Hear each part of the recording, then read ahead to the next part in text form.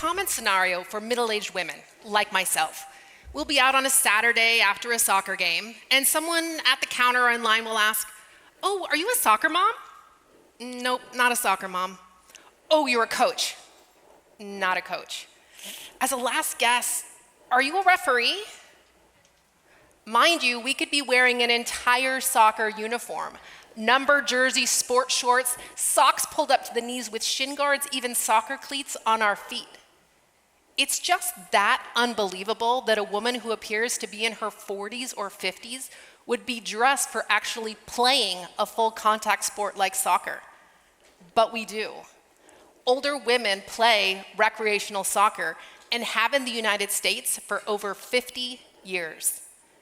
In 1972, a US law called Title IX gave girls equal access to school programs, including sports. Seeing girls allowed to play inspired older women to play too. In the 1970s and 80s, adult recreational leagues spread across the country. I know women who started playing back then and are still playing to this day. It's not just local leagues either. There are tournaments almost every month of the year for women's teams, age groups 30, 40, 50, 60, and 70, with women competing into their 80s. I was born in Southern California 4 years after Title IX took effect. So not only could I play girls soccer throughout my childhood, but my own mom joined a women's soccer team in her 30s. The first sport she had ever played. Growing up, it was completely normal to go from my soccer practice to sitting on the sidelines with my 3 sisters while she was out on the field for her weeknight game. Her example mattered. 10 years and 2 kids after my final high school soccer season, I signed myself up for a women's soccer league near my home. It wasn't the same, of course. I certainly wasn't playing at the same skill level at age 27 as I had been at 17. But the love of the game was just as strong. And now, you know what it is, 22 years later, playing adult recreational soccer, and as a global advocate for older women in soccer, it's that as much as we need the physical exercise, being part of a team and a community is just as important. Don't get me wrong, we play to win, but we also support each other. I have a teammate who was starting soccer for the first time in her late 50s, and she was so afraid to fall and hit the ground for the very first time.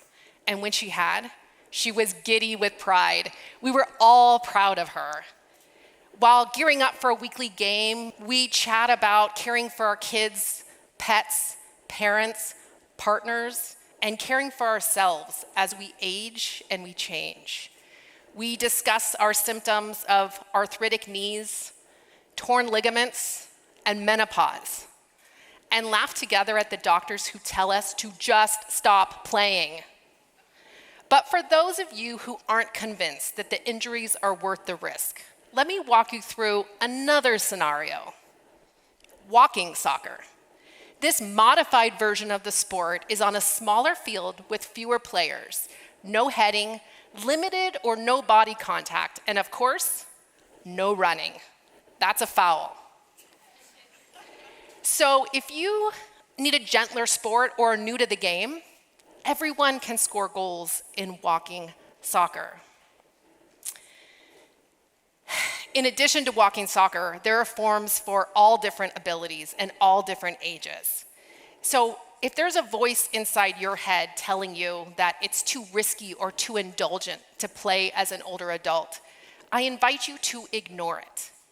The pioneers of women's recreational soccer, my mom's generation, they drew new lines around age and gender.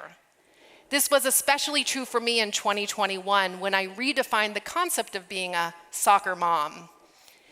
Our leagues had been closed during the pandemic and I needed to get back into training. So I signed up for a summer soccer class at my local community college. The coach needed players for the upcoming season and she asked me to join at age 45. My kids were 18 and 22 years old at the time. My son was a freshman on the same campus. and was on the water polo team just across the parking lot from the soccer field. I had gone to a university that didn't have any sports, so this was my one chance to play as a student. I did it. I enrolled full-time and played every minute of every game with and against women more than half my age. It was so hard and so much fun. So imagine now a 70-year-old woman.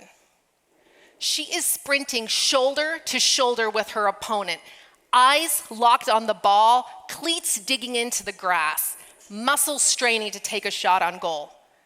She's not trying to turn back time. She is fully alive in the body she has today. And maybe when she's out on a Saturday after a soccer game, someone will ask her, "Oh, are you a soccer player?" And she'll reply, "Yes, yes I am." It's never too late. You're never too old. Which sport is calling you to play?